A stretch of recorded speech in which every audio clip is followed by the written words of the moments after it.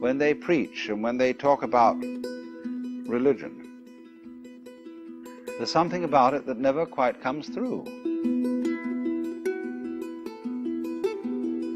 It isn't grounded.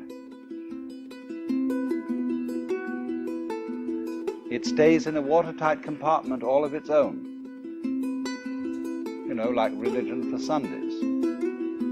It remains academic. And that's not because people who profess spiritual ideals would, as we say, fail to apply them. That's an ancient misunderstanding.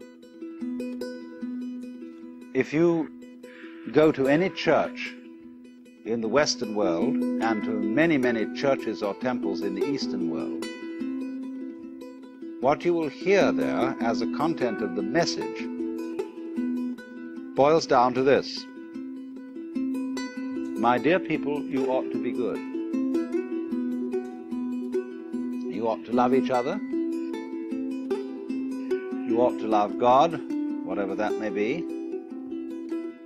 And this is the way we should live. We are describing you the ideal life. And everybody knows that they're not going to do it. And it's not going to work out like that. It never did, and it never has done.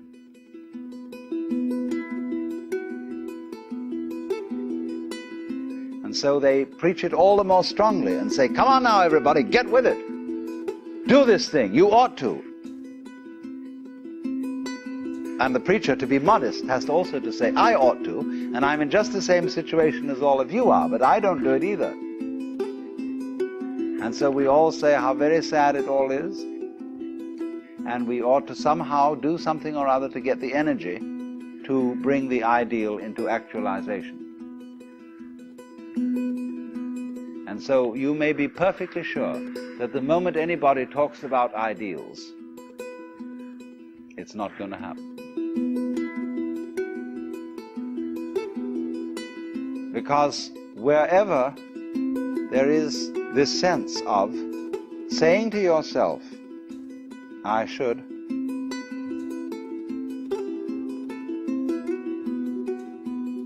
nobody ever transforms himself into an enlightened pattern of life by dividing himself in two pieces.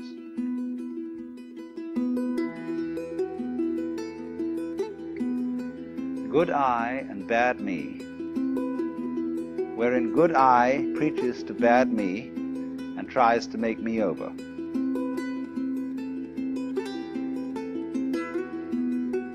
As if a human being were divided, were like a rider on a horse, and the rider is the soul and the horse is the body, or the rider is reason and the horse is passion. In other words, we've got the opposition of the ego allied with the superego, trying to ride the ego aligned with the id. And Freud's metaphors and Freud's construction of the sort of psychic anatomy of mankind is really derived from Plato, with the image of the soul riding the animal horse. Now, all this is a total failure, because there is a secret connection, as it were a sort of backstairs, between good I and bad me. Good I can look down at bad me and say, you oughtn't to be like that. But all the time, bad me is sending its energy up the backstairs to good I and motivating good I to go at bad me, but for the reasons of bad me. I ought to be better, because then I could be more proud of myself.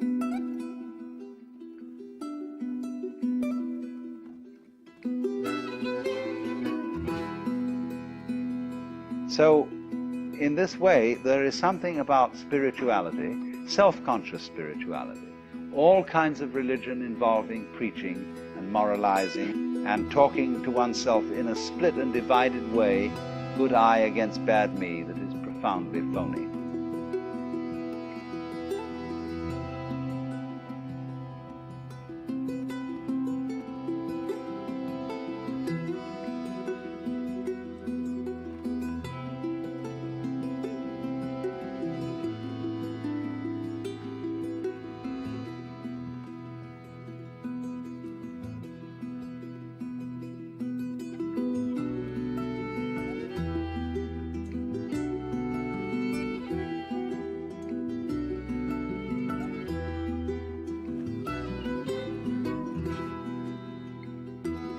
That has been one of the main streams of Buddhist way of life,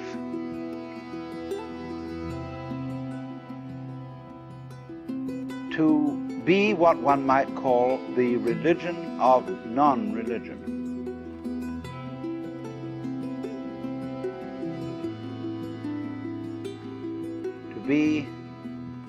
To find, to demonstrate, to convey what is the most highly spiritual through what is the most everyday and ordinary, and to make no division between the two.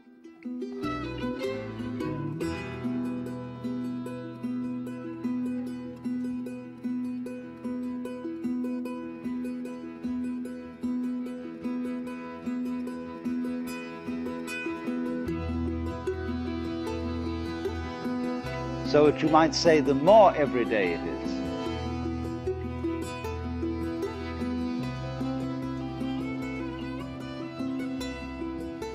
the more truly spiritual it is.